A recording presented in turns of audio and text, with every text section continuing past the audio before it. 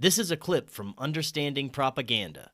The entire episode is available on Rockfin and free on all podcast platforms. You can click the link in the description to access the entire episode now. What is up, everybody? Welcome back to Understanding Propaganda. On this week's show, we are going to take another stroll down memory lane, and we are going to examine some of the wartime propaganda that we are all familiar with that came from World War II. The article I want to highlight today is from a guy named John Ware and his website, wearswar.com, wearswar.com. His article is entitled, Hitler's Euthanasia Program Proves There Was No Holocaust. Section 1, Evidence for the German Euthanasia Program Compared to the Holocaust. I've been asked the question, why do you think the German euthanasia program happened during World War II, but not the Holocaust? This article will show that the evidence for the German euthanasia program is overwhelming, while the evidence to support the Holocaust story is severely lacking.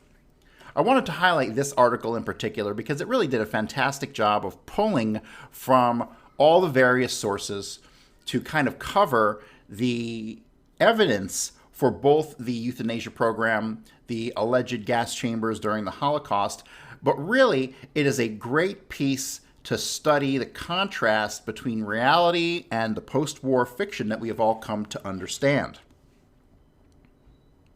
So in August of 1939, Hitler let it be known to his close associates that he approved any measure which could be seen as delivering handicapped patients from pain and suffering.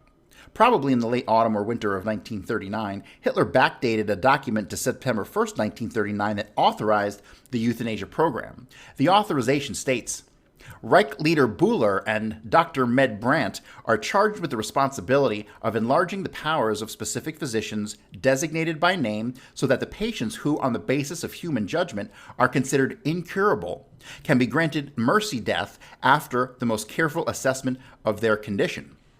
Historians have acknowledged that no similar document of a plan by Germany to exterminate European Jewry has ever been found.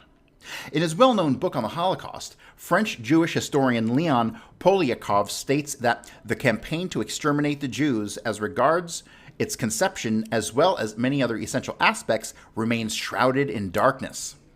Poliakov adds that no document of a plan for exterminating the Jews has ever been found because, quote, perhaps none ever existed, end quote. British historian Ian Kershaw states that when the Soviet archives were opened publicly in the early 1990s, quote, predictably, a written order by Hitler for the final solution was not found.